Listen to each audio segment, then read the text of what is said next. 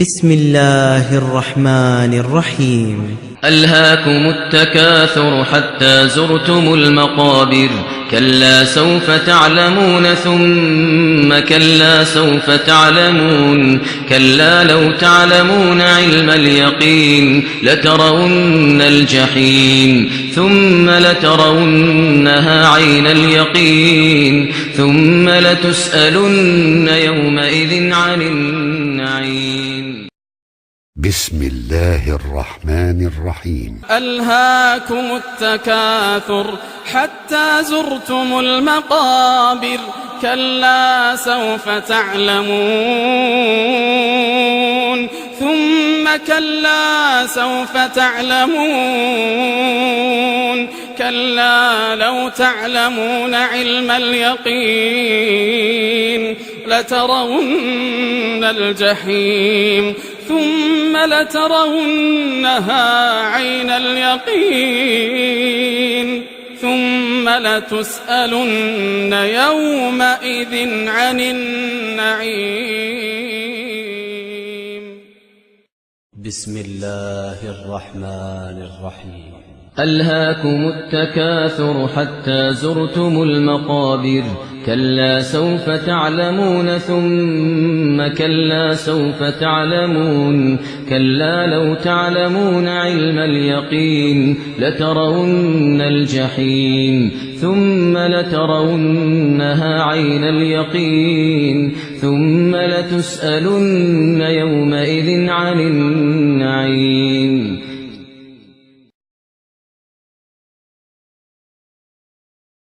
بسم الله الرحمن الرحيم. ألهاكم التكاثر حتى زرتم المقابر كلا سوف تعلمون ثم كلا سوف تعلمون كلا لو تعلمون علم اليقين لترون الجحيم ثم لترونها عين اليقين ثم لتسألن يومئذ عن النعيم. بسم الله الرحمن الرحيم. ألهاكم التكاثر حتى زرتم المقابر كلا سوف تعلمون ثم كلا سوف تعلمون كلا لو تعلمون علم اليقين لترون الجحيم ثم لترونها عين اليقين ثم لتسألن يومئذ عن النعيم.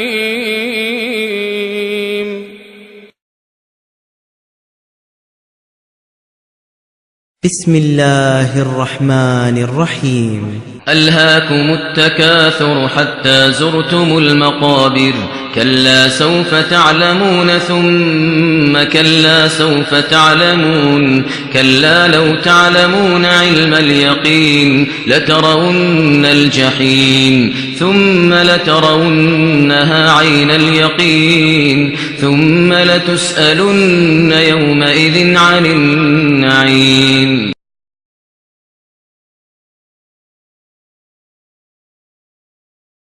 As the Quran says, أعوذ بالله من الشيطان الرجيم ألهاكم التكاثر حتى زرتم المقابر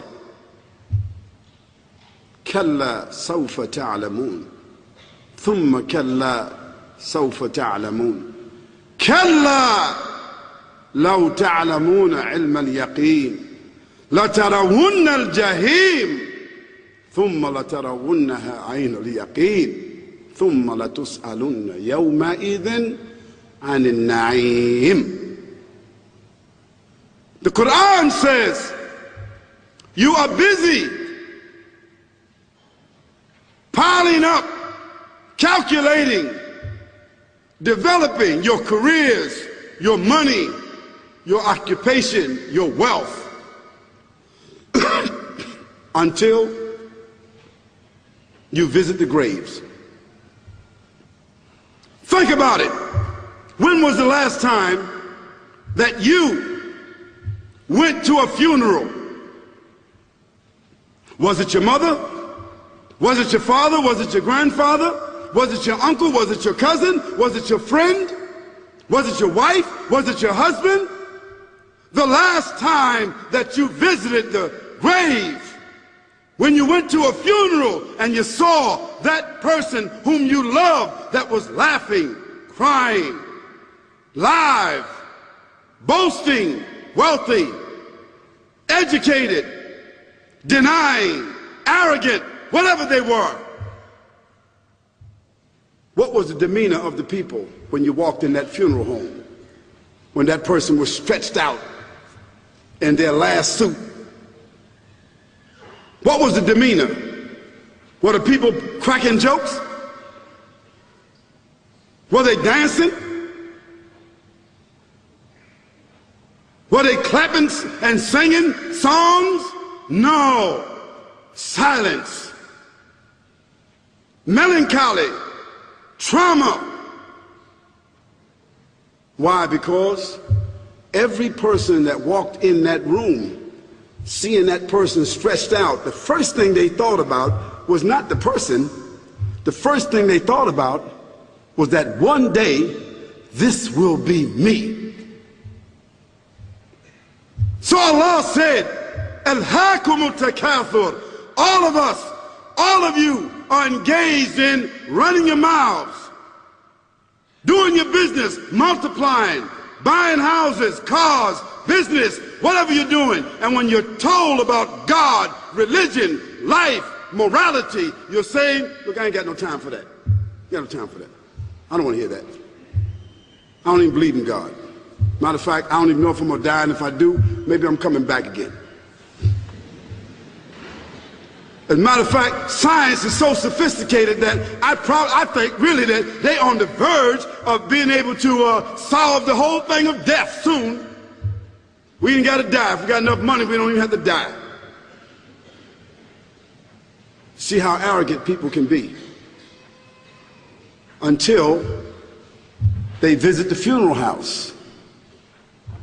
And then after you go to the funeral house, if you got the guts, if you're able to do so, you go to the grave. And now this is another scenario. And you say to yourself, is that it? I mean, 50, 60 years, scraping, struggling, scheming, lying, stealing, fornicating, jumping up and down, begging, working, and this is the end of it? I mean, is this what's going to happen to me? Are they going to be dropping me into a hole in the ground? A hole in the ground, the same hole that a cat digs after it defecates. Just a little deeper.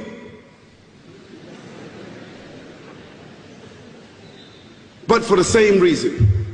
The cat digs a hole because the cat has dignity. Something that human beings don't seem to have. Instinctively, the cat digs a little hole, covers it up. Humans have got to be taught to do that. But it's for the same reason. So you and I, we're going into a hole a little deeper than the one the cat dug. And all the people that's crying, pulling out their hair, screaming, almost acting like they falling in the thing with you. They want to just jump in there with you. Not really though, you know, it's all an act. Because ain't nobody really going to jump in there and stay in there. They don't love you that much.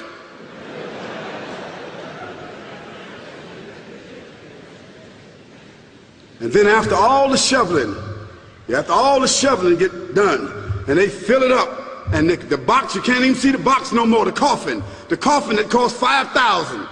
I don't know what did they burn somebody in a $5,000 coffin for?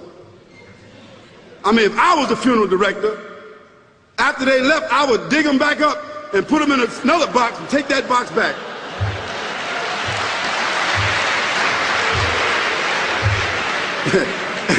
And honestly, I'm telling you, that's what they do. Yeah. So after all the money and all the drama, and they dig that hole and put you in there and cover you up, and everybody goes back to the place, go back to mama's house or daddy's house or whoever's house, and we cook some chicken or whatever it is, and we do a little dancing and drink some scotch and forget all about that person, and then we want the lawyer to come now and talk about, divvying up the spoils. So if that woman who died had a husband, somebody else is gonna marry him, you know that. And that man who died, that woman, in about 6 months or a year of grieving or whatever it is, she gonna come to understand that she needs somebody else to be with, so she gonna marry somebody. So that means if his suits are still in the closet and he can fit them, who gonna wear them? So it really means that after all this time, and the people walk away from that grave, it's over. What about that person in the grave? What's happening? Because you know and I know that death is almost like sleeping. Death is like sleeping. Your body is gone. Your body is dead. Your spirit is gone, but your consciousness is there. Yes, brothers and sisters, you and I are going to know when the people put us in that box and put us in the grave. We are going to know. Your spirit is gone. You can't shout. You can't call out. You can't say, don't leave me here. But you're going to be hearing and you're going to be seeing, because that's a different kind of consciousness. But you can't move. And in that grave, this is when the real trauma is going to begin. Because there's a reason for humans to go inside the grave. If the Creator wanted to, he could have caused us to live and then disappear into the atmosphere. But he didn't. He caused us to go into another womb called the tomb. You started out in the womb of your mother, and you wind up in the womb of the earth called the tomb. From the womb to the tomb. This is the whole trip. And this is what you have to think about. That grave is going to be a place of drama and trauma. A place where you're going to be questioned before you're resurrected.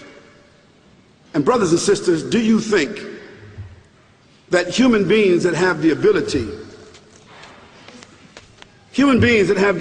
to take a piece of earth, dig it up, irrigate it, put down seeds, plant corn, whatever the case might be. The corn comes up, they harvest the corn. Then after that, what happens? They cut it down, dig it up again, put new seeds in there, and what happens after that? Comes back up again. What happens in the winter? All the leaves fall off the trees and the earth goes dead. And what happens in the springtime? The water comes, generates the earth again, germinates all over again, new grass, new leaves, new flowers, new fruits. So Allah says, and a sign for them is the dead earth. After that, we give it life.